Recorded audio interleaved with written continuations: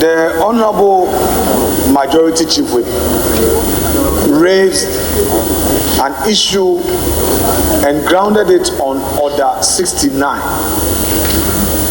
which matter you have ruled on in his favor, and accordingly ruled out the question by the Deputy Minority Leader. So, Mr. Speaker, if he now gets up to raise another matter, it's as if he's challenging your ruling, that the question was general. If he is required to provide a specific answer, that would be in the question. So, Mr. Speaker, his question was disallowed. I don't know why he now should come back and say if he were the minister, he would have known and all that. What are you trying to say? If you want to ask a specific question, file it so that the man will come properly prepared to give you an answer for the records. Mr. Speaker, I don't think that he's been fair to the minister. He has to withdraw that statement and apologize to the minister. Yes, he would speak, but we ferry the message across to you. Mr. Speaker, we ferry the message across to you, and it's on the grounds of that message that I'm on my feet. Mr. Speaker, our position from the majority friend bench is that when our colleagues in the minority front bench are on their feet, or any other colleague from the minority side is on his feet, Mr. Speaker, our side accord that honorable member that respect. Mr. Speaker, unfortunately, what we witnessed a moment ago, when Honorable Aaron Idrisu was making his constitutional argument, the whole parliament, this chamber was quiet. We may have disagreement, but we would wait for him to finish. But when Honorable Matthew Opoku Prempeh got up to make an intervention on the point of order, Mr. Speaker, we saw, we heard, and Mr. Speaker, I would want to plead that going forward, some of these things should not be happening. We should, Mr. Speaker, tolerate each other and allow debate to flow. The way, Mr. Speaker, our colleagues, Mr. Speaker, this is an example. Even now, they are not patient enough.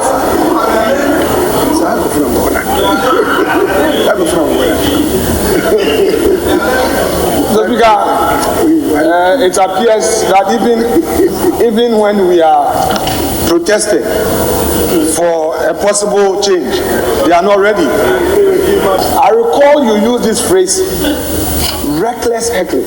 You said heckling is allowed, but when that heckling becomes reckless, it's unparliamentary. Yes. Mr. Speaker,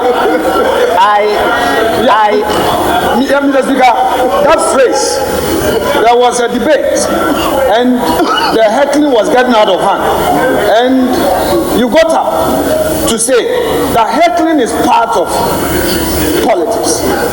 The parliament we have, heckling is allowed, but when it becomes reckless, it's unacceptable. Mr. Speaker, all I am saying is that even at the bar, we do some little heckling. In this chamber, there can be some minimum heckling. But Mr. Speaker, it shouldn't get to the stage where you would describe it as reckless heckling. That is the point I want to make. Mr. Speaker, if that continues, things will get out of hand. So I would plead with colleagues. Mr. Speaker, I would plead with colleagues that the way we accord Honorable Atufosin with respect, they should accord our side with the same respect. The way we accorded the former minority leader with respect, they should do the same thing to us.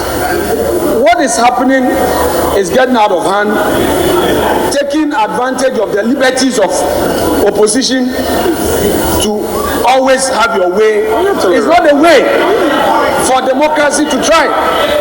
Mr. Speaker, you see, I don't want to mention names, you see, instead of them to listen in silence,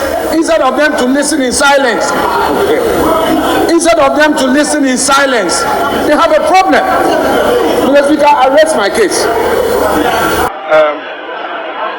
Thank you for the opportunity to add my voice to the debate on the floor.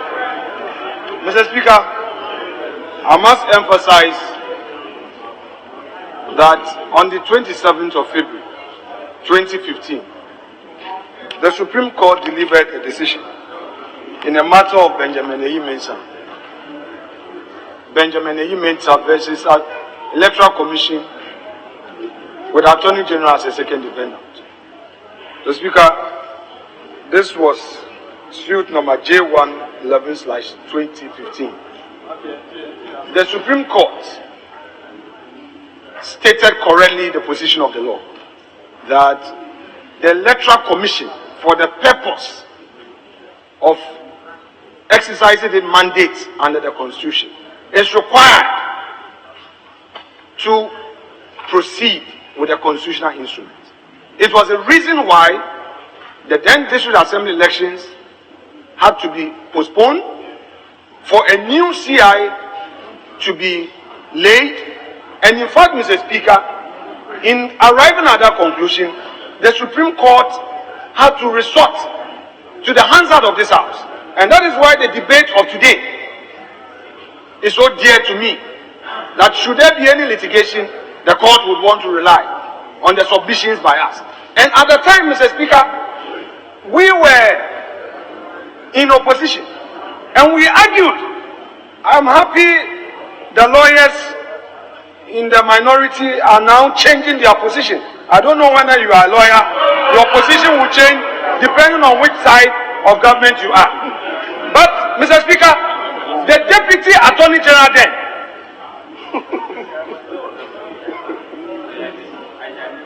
Honorable Dr. Dominic Ayeni, argued that there was no such need for a new CI on this law. That's what he said.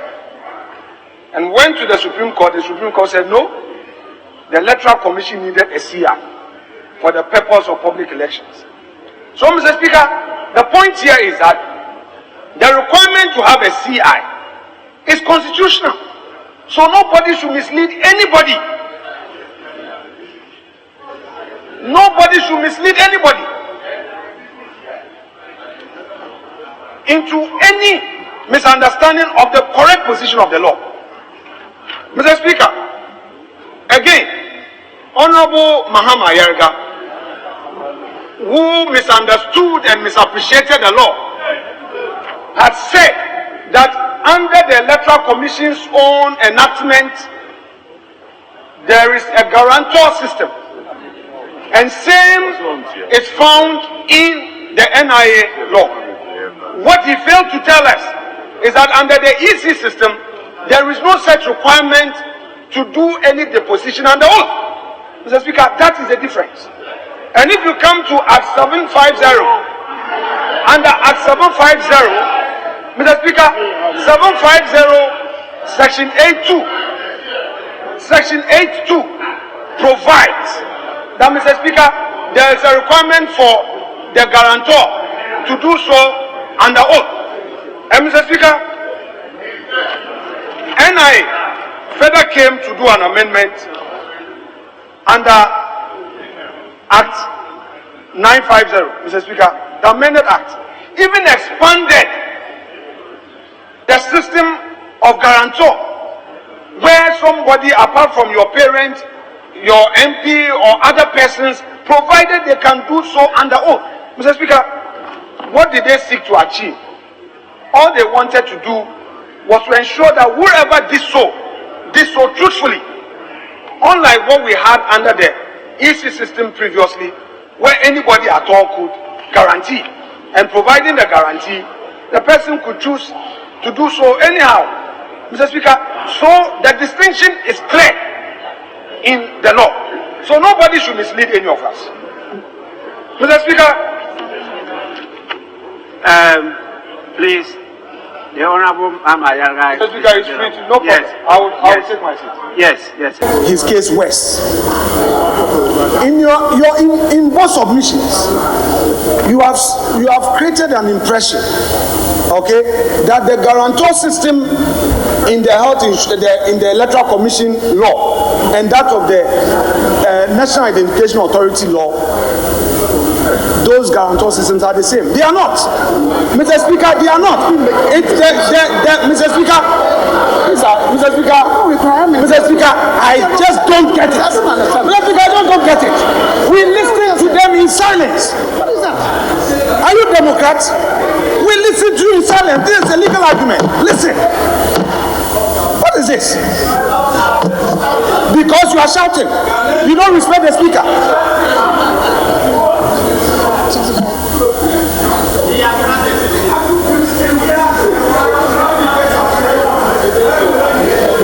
Mr. Speaker, the Electoral Commission said its guarantor system is subject to abuse because a person was not required to do so under oath. If you look at the Parent Act, and I want members to turn to the law, because I have read it. Go to the Parent Act, Section 8.2 is there. The National Identification Authority again came back for the amendment. That amendment enhanced that earlier provision. And that amendment expanded it so that it is not only limited to your parents, so that Ghanaians will not be disenfranchised.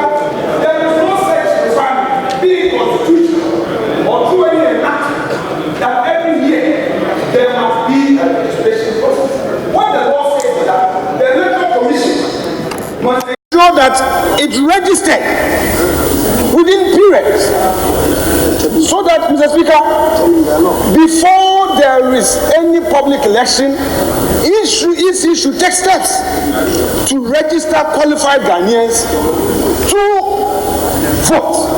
And this is done by an announcement, and that is the journey they have embarked on. Mr. Speaker, again, there is a provision that talks about a member qualifying to be elected as a member of parliament, a Ghanaian qualifying to be elected as a member of parliament. The law does not say that you must be a registered voter before. It does not say so. So Honorable Reduce again misled the Ghanaian public. The law talks about being qualified. You must qualify to be registered. And I think that matter was again dealt with in the Zanato case at the Supreme Court when she was challenged at the time that she was not a registered voter also at the Collectorate, and the matter was at the Supreme Court for determination. The court was clear. You must be qualified, not necessarily a registered voter. You must qualify. That is the law. But Honorable Warren Edrusu said that you must be a registered voter. That is what he said. Please, you didn't pay attention. Mr. Speaker, so whatever we are seeking to do is to, that's what he said, enable the Electoral Commission embark on a mandate required of them by law. Mr. Speaker, I, however, agree with the position taken by Honorable Harry Idrisu that limiting registration at EC's district office will be very problematic. That I agree. This is not a new argument. This is an argument that, Mr. Speaker, the MPP raised in 2016 when we were in opposition. So, Mr. Speaker, just as we have pre-laying requirements, the pre-laying which allows discussions and amendment before the final laying of it, I believe that such discussions will lead to this provision being considered. That one shouldn't be a problem. Mr. Speaker, in any event, whose business is it to make something difficult or less difficult? Mr. Speaker, in the year 2000, we had voter ID cards with thumbprints, without pictures.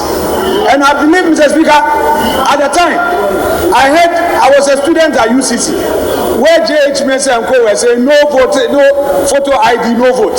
Eventually, Mr. Speaker, yes, no, it wasn't changed in 2000. In 2000, we voted with both the photo ID and the thumbprint ID.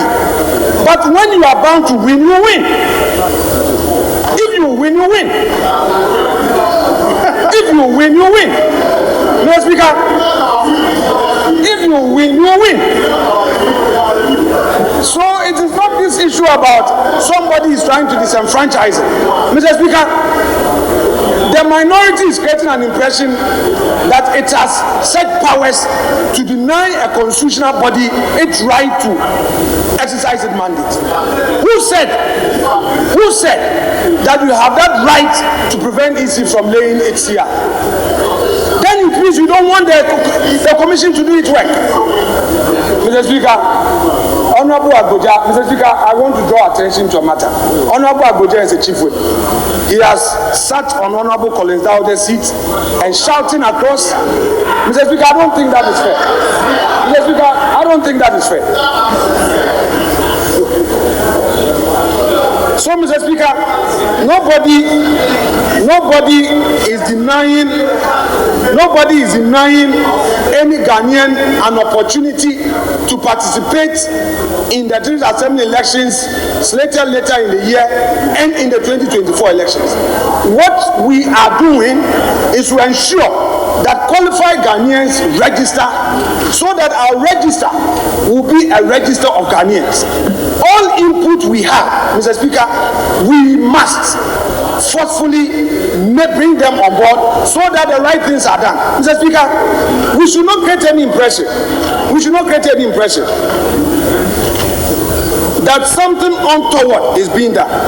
If you read the report of the committee, the committee made very serious observations, and the EC explained that they are not compiling a new register. So, Mr. Speaker, the provision, there is an aspect that has been misconstrued at page 11. Page 11, paragraph 2. I mean the second paragraph of page 11, which talks about Ghana card as the only medium to qualify a person who is eligible to vote in 2024 election. That the committee is saying that it is not going to allow EC to proceed on that part. What it's trying to say, Mr. Speaker, is that for those of us who have already registered, we have other source documents that we use in registration that cannot become odious. However, going forward, it is expected that, Mr. Speaker, the requirements as expected will be respected. Mr. Speaker, it's as simple as that.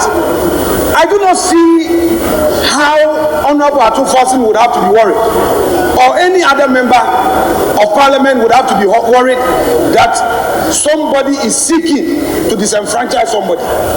Where? Which constituency? Which region? And how does that prevent you from winning your election? Mr. Speaker, in the last elections, our colleagues made similar, I won't call it noise, came out with all manner of views. Even on the registration, they said there was no such requirement to have registration. But when we eventually registered and we participated in the voting, you have your 137 which you are happy about, and then we won. You went to the Supreme Court, you could not produce your pin sheets. How did the new registration that enabled Ghanaians to register, how did it affect you? So what became of all the hula baloo, Mr. Speaker? What became of all the atmosphere that you poisoned, Mr. Speaker? If, as Democrats, if, as parliamentarians, we do not come together, and as Mr. Speaker you said, this is a matter of our democracy, it's not NDC, it's not MPP. What we do not know, we don't have to say them.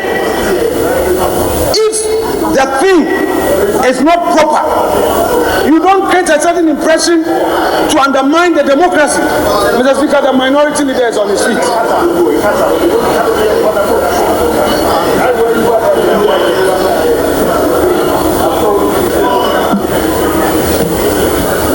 Minority Leader, I was trying to end his submission. What is it? Thank you, Mr. Speaker. Mr. Speaker, I thought you gave us 10 minutes for leaders, but you spoke more than 10 minutes. I just wanted to... Sorry? Mr. Speaker, you gave us 10 minutes. 10 minutes. And he's been speaking on his feet for far more than that. So I thought I should draw your attention to the fact that you gave us time to speak with him. Actually, you realize that even though I stated 5 minutes per person, I went beyond that. Because the issues being raised are so germane and important that I found it difficult to stop members. So I gave, for example, Honorable Mama Yaraga 7. I gave his counterpart here 7, 30 seconds. I gave others 8, because they were making very good points. So when it comes to your 10 and you are in full flight, I can't stop you at 10. It will be difficult because the second motion, we're actually truncating it to about 2-2, not 5-5 again. And then we can then do the committee of the whole. The Electoral Commission, the NIA, they've been here the whole day. We haven't even given them water, we haven't given them nothing, just like you seated here. So we are all concerned. Please, wind up, so that we can move on. Mr. Speaker, thank you for ruling him out of order. Honorable Minority Leader, next time when you want to rise up, you should rise on a proper point of order, not to obstruct and disrupt my thoughts of argument. Mr. Speaker,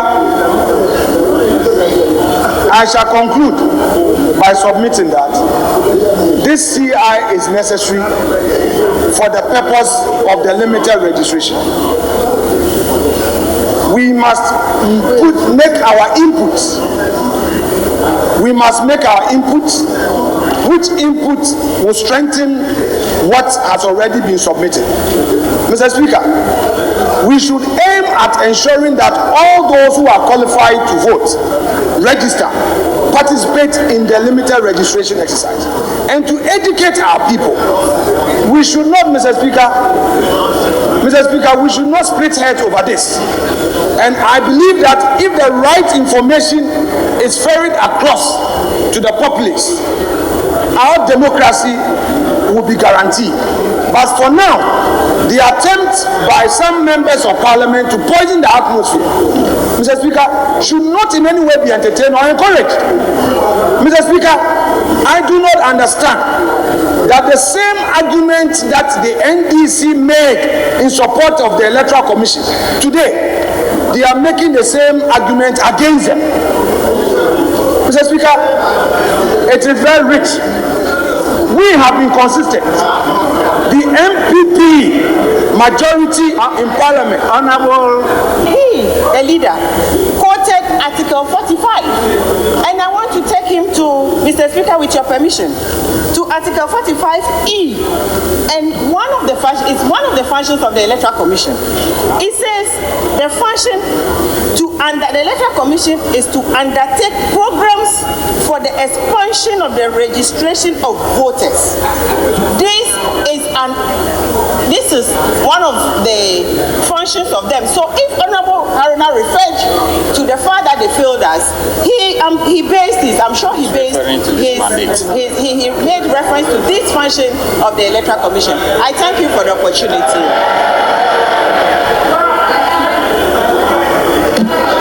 Mr. Speaker, first of all, I thank my colleagues. I thank my honorable colleague for the courage in rising on her feet to challenge me, Mr. Speaker. But she got the rule wrong. She said she's coming under 92B, and she got it wrong. If you want to learn the rules, learn them properly. You said 92B. The provision is not what it says, Mr. Speaker. They all said here to her, but you see, she has misled them, and I need to correct her so that they get corrected. She corrected them, and they said she was wrong, misled them, and they said here. Mr. Speaker, 92B that you quoted was wrongly quoted. Mr. Speaker, I will read it aloud. So I have to learn the rules better. Mr. Speaker, 92B, to elucidate some matter, 92B has to do with elucidation, not a point of order. Mr. Speaker, I shall proceed. The argument, Mr. Speaker, she said, Honorable Afenyo-Markin was right in talking about the need for a yearly registration. Mr. Speaker, I again state that Honorable Afenyo-Markin got the law wrong. Periodic registration before public election does not necessarily mean a yearly registration.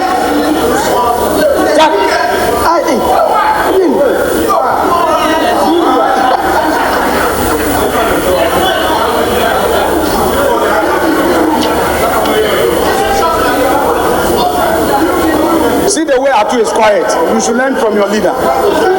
Atu is now you no more a backbencher. You are now in the front bench, where we use legal arguments and other arguments to support our point. You don't shout, Mr. Speaker. And other arguments and other. I said so, Mr. Speaker. So I want to state that Your time is up. Your time is up. Okay. Honorable member, it's now the turn of Honorable Ahmed Ibrahim. Mr. Speaker, with the greatest respect. Yes. Mr. Speaker, with the greatest respect. Yes. I rise on a point of order. Mr. Speaker, Point of order. it is so, Mr. Speaker. Mr. Speaker, my respected colleague on his feet is referring to a 2016 CI to suggest that there is no such requirement for a new CI. Mr. Speaker, I am only on my feet to draw his attention to a Supreme Court ruling on that provision. Mr. Speaker, the Supreme Court has interpreted. I beg you. And if you permit me, I'll read. I didn't get that from his submission at all. Mr. Speaker, that's what he said. No. Mr. Speaker, let me help. Mr. Speaker. Mr. Speaker, he said that Honorable Obi Amwa signed the CI, the report. And in that CI, there is a provision for continuous registration. Therefore, why the need for a new CI since we already have a CI in existence? Mr. Speaker, it is upon that basis that I have risen. No, that attention that please. There's a Supreme Court ruling. Please.